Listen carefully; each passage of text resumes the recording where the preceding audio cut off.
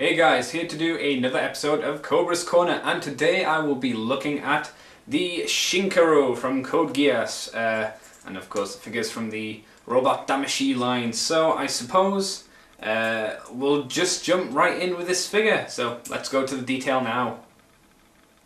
Okay, and we're back with the Shinkiro, so we'll have a quick look at the detail on this guy, because he is really good. He is very, very short accurate, as with most of the Robot Damashi figures. You've got really great detail here, like the four eyes and the clear headpiece on top. I love the head design for the Shinkiro. I think it's so good. I love the shape of it, and I love the colour. Since it is a rebuild of the Gawain, because at the end of the first series it is destroyed, and I think it's about halfway through the second series.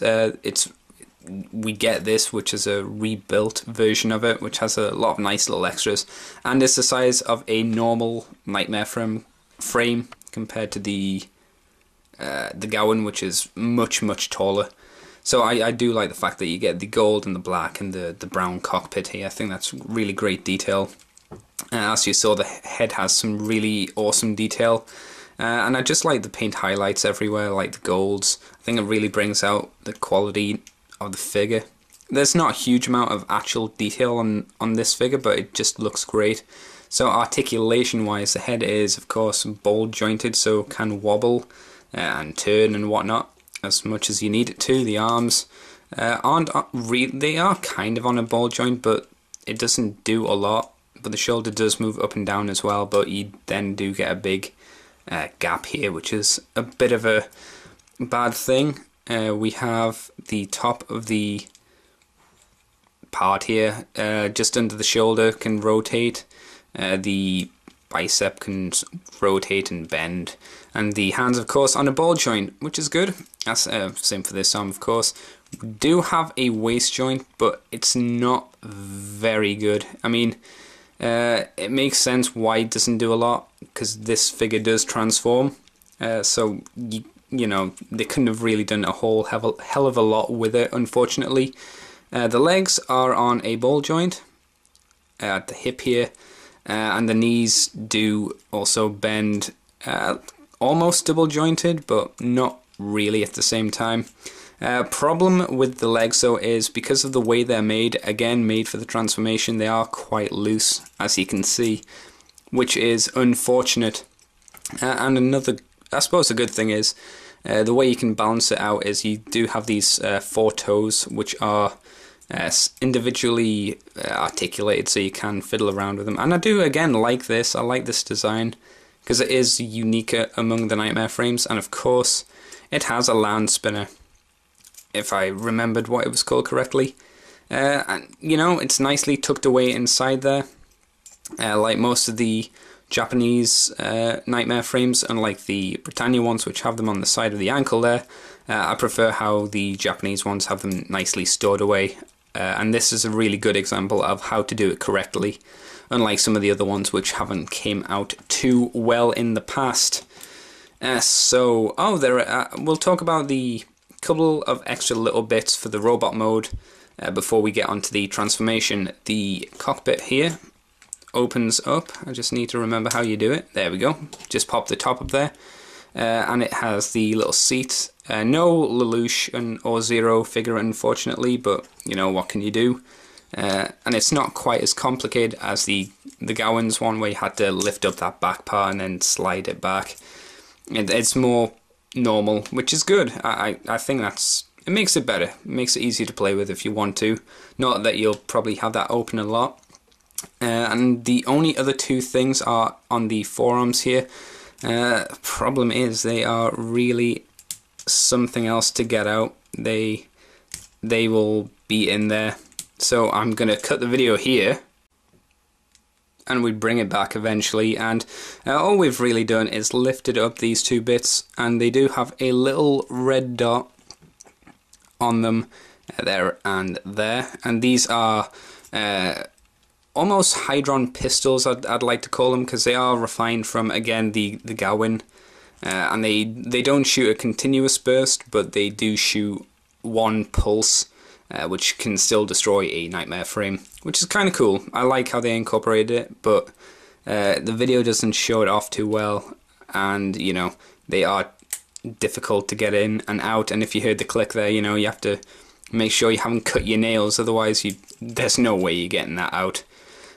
So I will move on to the transformation of this guy now. Maybe not, I won't show you how to transform it, because it is quite fiddly, but then once we've talked about the transformed version of this, I'll go over the accessories. So,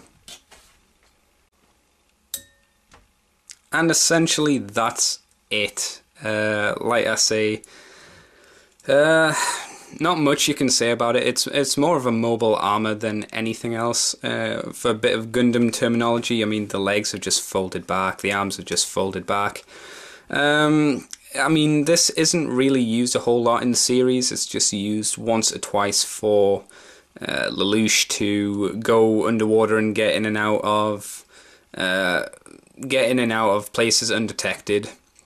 So, you know, I suppose it does its job.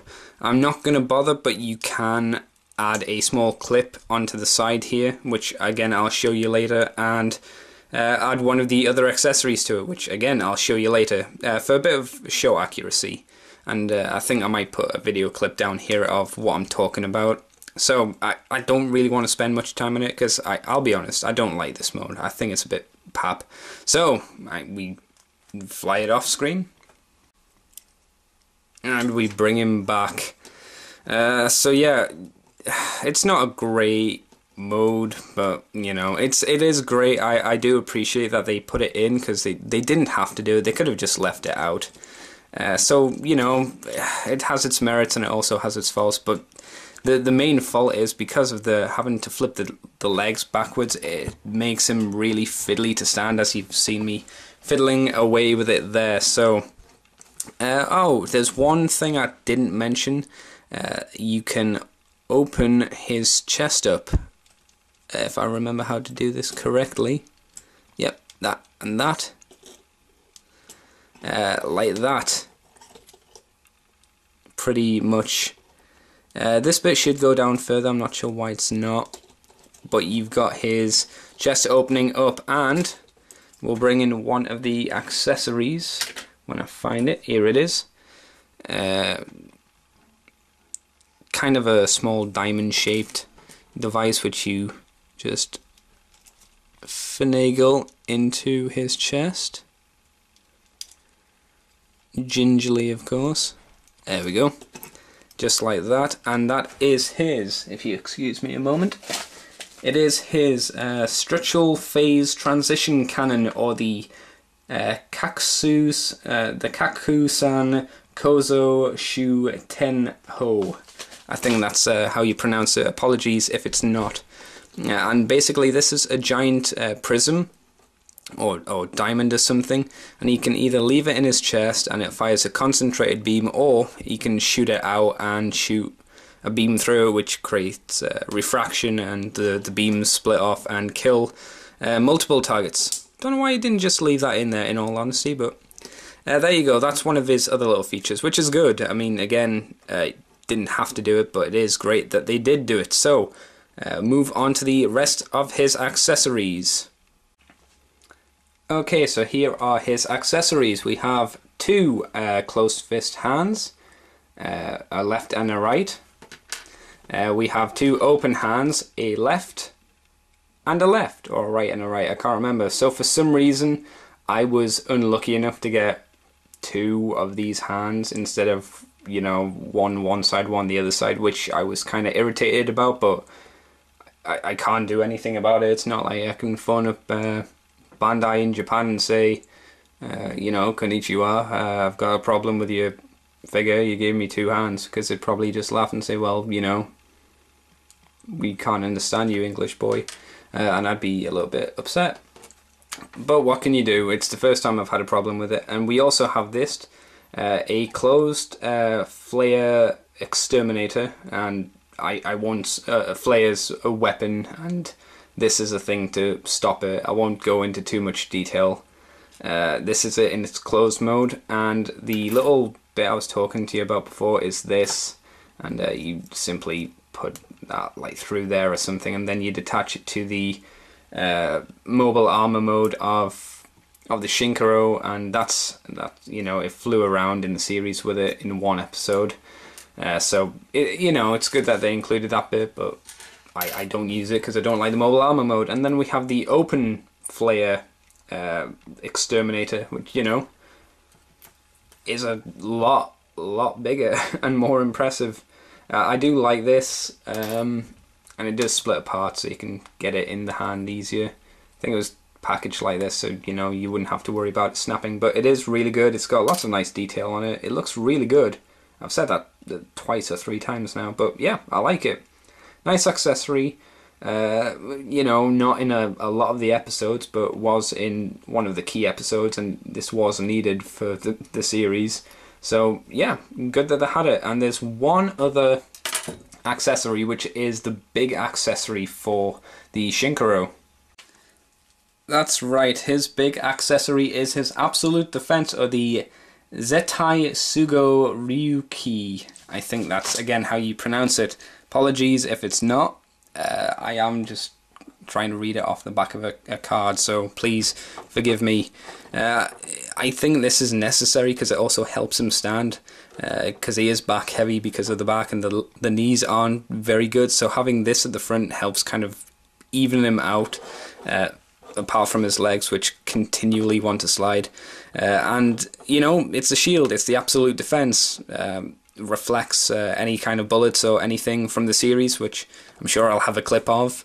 It's a great accessory. I love how each of these bits of plastic are looking like they were separate bits and they were just molded on top of each other like this.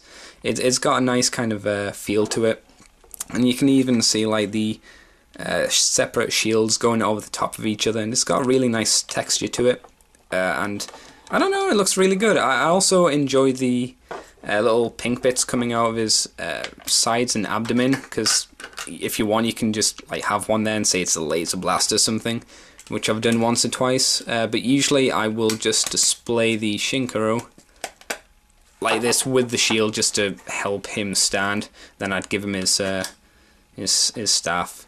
I mean, I'll be honest, this is, in my opinion, one of the weaker Robot Damashi ones, mainly because of the looseness of the legs. It may just be mine, but I do like the look of him. I think he looks great with the series of the figures, but he does have these problems which irk me so.